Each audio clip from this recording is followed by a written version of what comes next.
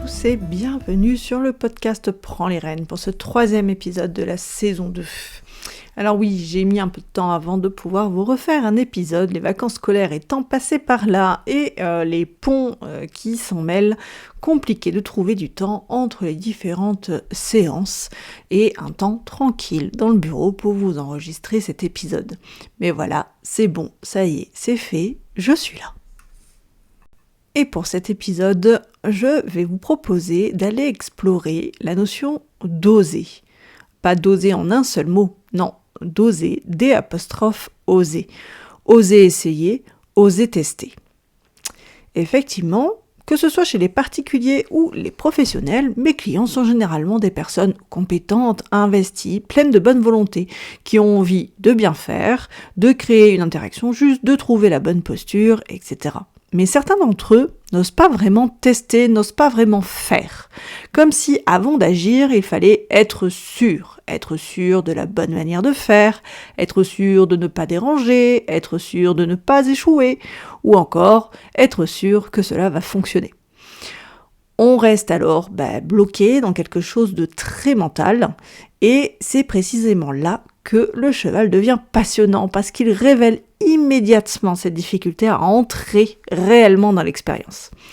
Parce qu'au fond, on manque pas forcément de solution. On manque parfois juste de l'impulsion nécessaire pour essayer, pour oser. Alors dans un premier temps, je vous emmène un petit peu dans ce que j'ai pu observer en séance. En séance avec le cheval, j'observe bien évidemment le cheval, ses réactions, mais je vous observe vous aussi avec le cheval.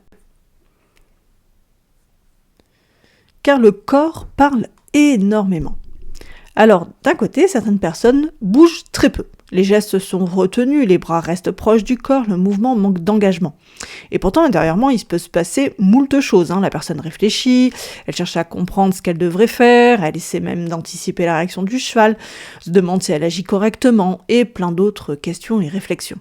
À l'inverse, d'autres personnes vont beaucoup bouger. Elles vont marcher, changer de place, multiplier les actions, essayer différentes choses, mais sans véritable direction claire. Le mouvement devient une manière de compenser, de combler peut-être l'effort ou l'incertitude, plus qu'une action réellement posée et assumée. Dans tout ça, il y a un schéma que je retrouve régulièrement. C'est la personne tente une première action, le cheval ne répond pas comme elle l'espérait, alors elle modifie plus ou moins légèrement quelque chose. Là, il y a 2 options. Option 1, elle revient rapidement à la première manière de faire. Donc elle a changé quelque chose, beaucoup ou pas, mais finalement très rapidement, elle revient à la première manière de faire, même si elle ne fonctionnait pas déjà avant.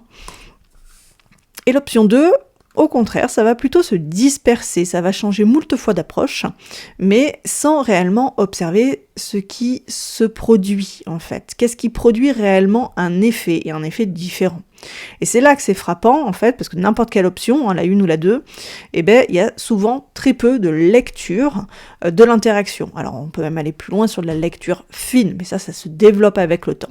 Mais en tout cas, il n'y a pas forcément de lecture de l'interaction, il n'y a pas de réelle observation de ce qui se produit, comme je disais tout à l'heure, qu'est-ce qui produit peut-être un effet différent.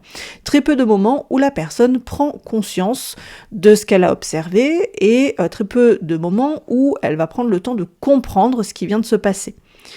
À quel moment le cheval a-t-il réagi ? À quel moment le cheval a-t-il changé d'attitude ? À quel instant y a-t-il eu éventuellement un micro-signal intéressant ? Ou un signal tout court, pas forcément un micro-signal. Qu'est-ce qui, dans ma posture, dans mon énergie, a modifié l'interaction ? Toutes ces questions-là, finalement, on ne se les pose pas forcément. Parce qu'en réalité, le cheval répond en permanence à notre sollicitation. C'est pas parce qu'il ne fait rien qu'il ne répond pas à ce qu'on lui demande. Mais encore faut-il être disponible pour voir ses réponses. Alors, qu'est-ce que le cheval révèle dans tout ça ? Il révèle notre difficulté, ou notre facilité pour certains, bien évidemment, à oser pleinement, oser proposer quelque chose clairement, oser prendre sa place dans l'interaction, oser essayer sans avoir immédiatement la garantie que cela va fonctionner. Derrière ça, qu'est-ce qui se cache ? Eh bien, bien souvent, il y a la peur, multiple, différente d'une personne à l'autre. La peur du jugement, la peur de mal faire, la peur de déranger, la peur de ne pas être légitime, ou encore la peur de provoquer une réaction inconfortable chez l'autre. Ça, je l'ai, j'allais dire de plus en plus, non, je l'ai régulièrement. Derrière, la peur, ça s'apprend, hein, d'accord ? On apprend à gérer ça, à comprendre pourquoi, etc. Ça, c'est tout un travail qu'on peut faire sur, bien sûr, plus qu'une séance. Et cette peur, pour le coup, eh ben, elle reste pas uniquement dans la tête, elle s'inscrit, que vous le vouliez ou pas, dans le corps. Elle transpire à travers nos mouvements qui deviennent hésitants, parfois retenus, parfois aussi incohérents, ou au contraire, hein, chacun réagit différemment, hein, certains, les mouvements, pour le coup, vont être beaucoup plus agités, dispersés, comme si on cherchait absolument à faire quelque chose pour éloigner un peu cet inconfort. D'accord ? Le cheval, donc, qu'est-ce qu'il fait là ? Il met en lumière, non pas notre manque de compétences, parce que généralement, il n'y a pas besoin d'une compétence de fou, hein, mais par contre, il va venir mettre en lumière un manque aussi de structure. Le cheval, il ne demande pas la perfection, d'accord ? Finalement, il va demander des choses beaucoup plus simples que ce qu'on peut imaginer. Il ne demande pas une technique parfaite, ni une posture irréprochable, une maîtrise totale, d'accord ?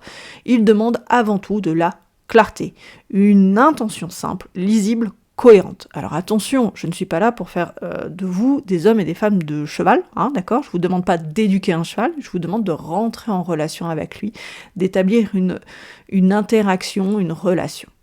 Cette clarté, pour le cheval, elle passe par notre congruence, c'est-à-dire un alignement entre ce que l'on veut et ce que l'on exprime. Parce qu'effectivement, parfois, on sait ce qu'on veut, on veut avancer, on veut demander quelque chose, on veut proposer quelque chose, mais en fait, notre façon de le demander et de l'exprimer à travers le corps ici, dans des séances d'Eki-coaching, en fait, ça exprime complètement le contraire. Donc, dans un premier temps, le cheval nous demande la clarté, cette clarté qui passe par notre congruence, mais il va aussi nous demander, on n'a pas bien le choix, hein, il va nous demander de tester. Donc, il vient titiller notre capacité à tester. C'est pas la capacité à forcer, c'est pas la capacité à contrôler, mais c'est la capacité à essayer quelque chose, à essayer réellement quelque chose. Et au-delà d'essayer quelque chose, c'est d'observer ce que cela produit. Pourquoi ? Eh bien parce que c'est ça qui va nous pouvoir nous permettre d'ajuster par la suite. Et ainsi, réussir à établir cette relation de façon saine et respectueuse et performante. Et c'est là que beaucoup de personnes se rendent compte qu'elles ne testent pas vraiment. Elles restent dans une logique de réussite immédiate. Je fais ça réussi et puis voilà. Et donc quand on est dans l'inconfort, c'est beaucoup plus compliqué. Quand on est dans une zone de doute, c'est beaucoup plus compliqué à ce moment-là, ce qui arrive pour certaines personnes en séance d'Eki-coaching. Or, tant qu'on cherche avant tout à ne pas échouer, en fait, on limite énormément cette capacité d'apprentissage, cette capacité d'adaptation. Et c'est là que je trouve encore une fois ce sujet ultra intéressant, c'est que beaucoup de personnes très compétentes fonctionnent exactement comme ça dans leur quotidien professionnel ou personnel. Elles se bloquent. Elles vont beaucoup réfléchir, elles analysent très bien les situations, anticipent énormément, mais au moment de passer à l'action, le moment de tester réellement peut-être une nouvelle manière de faire par exemple, eh bien ça bloque. On attend souvent d'être sûr avant de proposer une idée, de prendre une décision, lancer un projet, poser une limite, demander quelque chose, simplement entrer dans une nouvelle dynamique relationnelle, une nouvelle habitude, etc. Pourtant, dans la réalité, si vous reprenez un petit peu votre parcours, en fait, la clarté vient rarement avant l'action. Elle se construit dans l'action. Et c'est précisément ce que le cheval vient nous apprendre. C'est cette capacité à rester en mouvement même dans l'incertitude.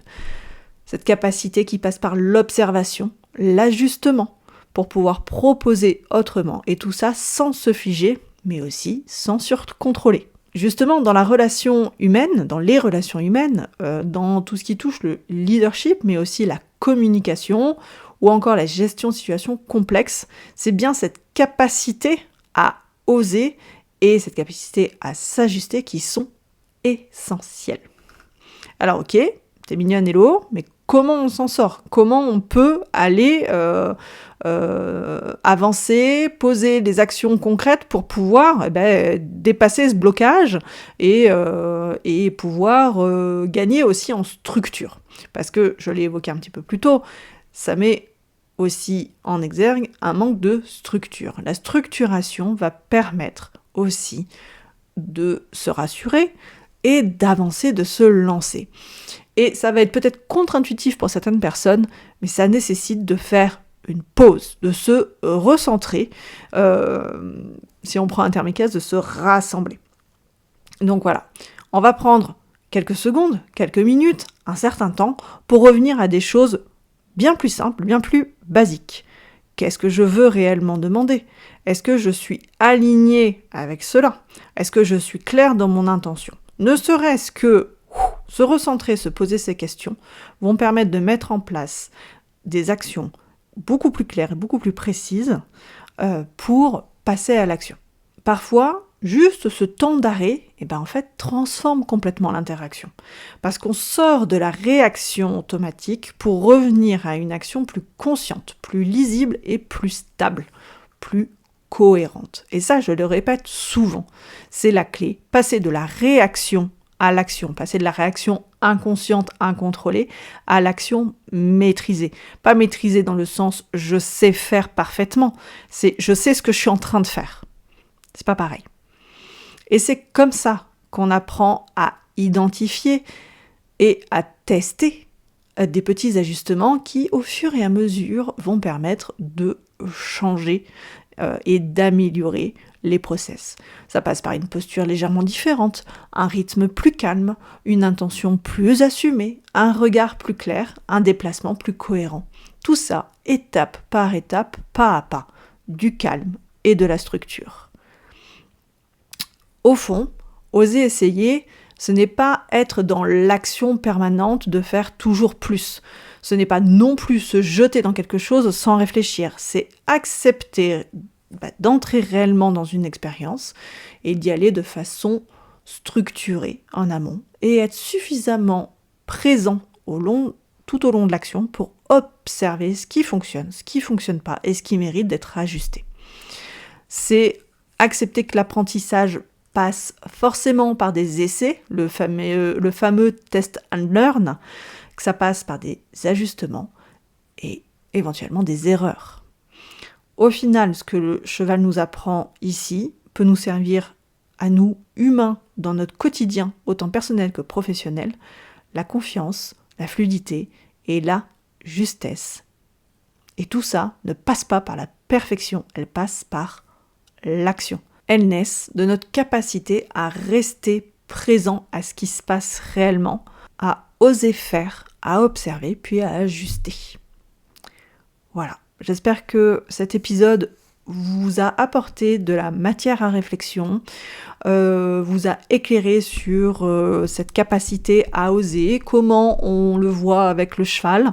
Si vous avez envie de l'expérimenter vous-même, vous, personnellement, ou pour une raison professionnelle, seul ou en équipe, n'hésitez pas à me contacter. En attendant, je vous souhaite une bonne journée ou une bonne soirée selon quand vous écoutez cet épisode. Et je vous dis à très vite pour un nouvel épisode. Ciao! Nous voici à la fin de cet épisode. Un grand merci pour votre écoute. Envie de réagir au sujet du jour, de soutenir le podcast ou encore de ne pas rater les prochains épisodes ? Je vous invite à vous abonner et à laisser 5 belles étoiles ou bien un commentaire sur Spotify ou Apple Podcast. De mon côté, il me reste à vous souhaiter une bonne journée ou une bonne soirée. À bientôt pour un prochain épisode.